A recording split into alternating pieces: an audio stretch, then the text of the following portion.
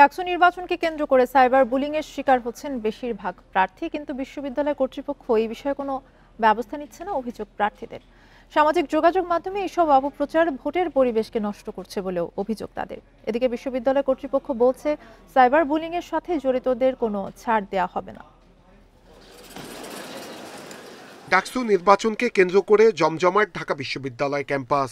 প্রচারণায় ব্যস্ত সময় পার করছেন প্রার্থীরা।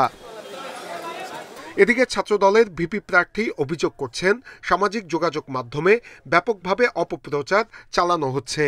সাইবার বুলিংয়ের শিকার হচ্ছেন প্রার্থীরা, কিন্তু কর্তৃপক্ষ কোনো ব্যবস্থাই নিচ্ছে না। তাদের যারা প্রার্থী আছে, আমরা আমাদের নিরাপত্তা দেওয়াটা কিন্তু নির্বাচন কমিশনের দায়িত্ব। এখন বিশ্ববিদ্যালয়ের যে নির্বাচন কমিশন, সেই নিরাপত্তাটুকু আমাদের দিতে চরমভাবে ব্যর্থ হয়েছে। কারণ ইতিমধ্যে আপনারা দেখেছেন যে পুরো অনলাইন সাইবার বুলিং হচ্ছে, ম্যাসিভ আকারে হচ্ছে। যে বৈষম্য বিরোধী ছাত্র সংসদের জিএস প্রার্থীর অভিযোগ, তাদের প্যানেলের ভিপি প্রার্থী সামাজিক যোগাযোগ মাধ্যমে বর্ণবাদী বুলিংয়ের শিকার হচ্ছেন। এইসব নেতিবাচক কাজের সাথে জড়িত হচ্ছেন, তাদেরকে আহ্বান করবো আপনারা এইসব থেকে সরে আসেন।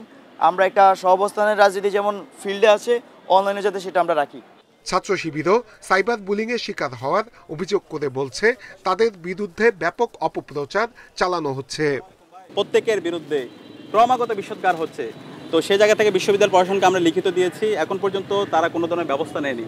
তো সেই জায়গায় আমরা উদ্বিগ্ন এবং বিশ্ববিদ্যালয় প্রশাসন তাদের অপেশাদারিত্ব আচরণ এখন পর্যন্ত আমরা দেখতে পাচ্ছি।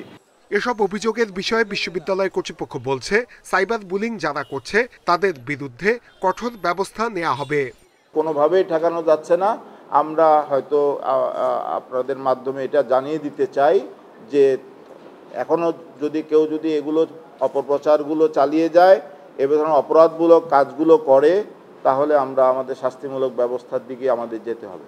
আগামী 9 সেপ্টেম্বর অনুষ্ঠিত হতে যাচ্ছে ডাকসু নির্বাচন। নূরে আলম, ইন্ডিপেন্ডেন্ট নিউজ, ঢাকা।